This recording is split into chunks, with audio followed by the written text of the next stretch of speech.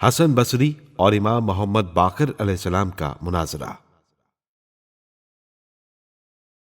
ایک دفعہ حسن بصری امام محمد باقر علیہ السلام کے پاس گیا اور عرض کیا، میرے کچھ سوالات ہیں جو آپ سے پوچھنا چاہتا ہوں۔ امام علیہ السلام نے فرمایا، کیا تم اہل بصرہ کے فقیہ نہیں ہو؟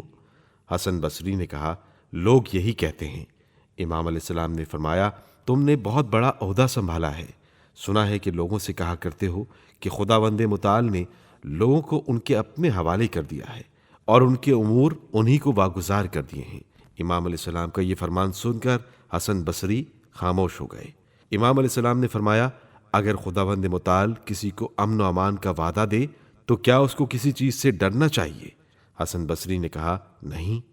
امام علیہ السلام نے فرمایا، میں ایک آیت کی تلاوت کرتا ہوں جس کی تم نے غلط تفسیر کی ہے۔ حسن بصری نے پوچھا، کون سی آیت؟ امام علیہ السلام نے فرمایا، اور ہم نے قرار دی ان کے درمیان اور ان بستیوں کے درمیان جن میں ہم نے برکت عطا کی، مسلسل آبادیاں اور ان میں آمد و رفت کا سلسلہ قائم کیا، چلو پھرو ان میں رات دن امن و عافیت سے۔ میں نے سنا ہے کہ تم نے مقام امن کو مکے سے تفسیر کیا ہے۔ وائے ہو تم پر، یہ کون سا امن ہے کہ وہاں کے لوگوں کے اموال کو چرایا جاتا ہے اور ہمیشہ کچھ لوگ مارے جاتے ہیں۔ اس کے بعد امام باقر علیہ السلام نے اپنے سینے کی طرف اشارہ کیا اور فرمایا، وہ مبارک بستیاں ہم ہیں۔ حسن بصری نے کہا، آپ پر فدا ہو جاؤں، کیا قرآن میں ایسی آیت ہے جس میں انسانوں کو قریہ بستی کہا گیا ہو؟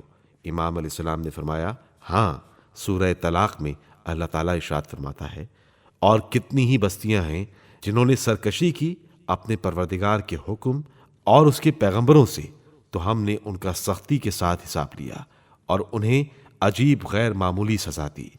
پس کیا سرکشی کرنے والا در و دیوار ہیں یا انسان؟ حسن بصری نے کہا، ہاں، مراد انسانی ہیں۔ اس کے بعد فرمایا، سورہ یوسف میں قریوں اور دیہاتوں کے بارے میں سوال کیا جاتا ہے یا انسانوں کے بارے میں، جہاں ارشاد ہوتا ہے، اور اس بستی سے پوچھ لیجئے جس میں ہم تھے اور اس قافلے سے کہ جس میں ہم آئے ہیں، اور ہم بلا شبہ سچے ہیں۔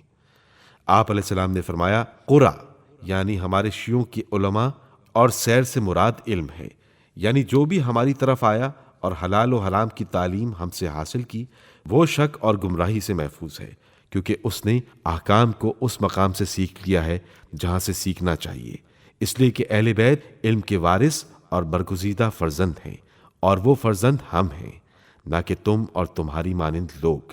اور خبردار، کبھی نہ کہنا کہ خداوند متعال نے بندوں کو ان کے حال پر چھوڑ دیا ہے، کیونکہ خداوند متعال سستی اور کمزوری سے دوچار نہیں ہے کہ اپنے امور کو انسانوں کے سپرد کرے۔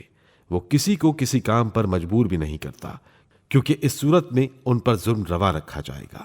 اللہ تعالیٰ اپنے بندوں پر نہ جبر کرتا ہے اور نہ ہی امور کو ان کے حوالے کرتا ہے، بلکہ بندوں کے ساتھ اس کا رویہ ان دو امور کے بیچوں بیچ ہوتا ہے۔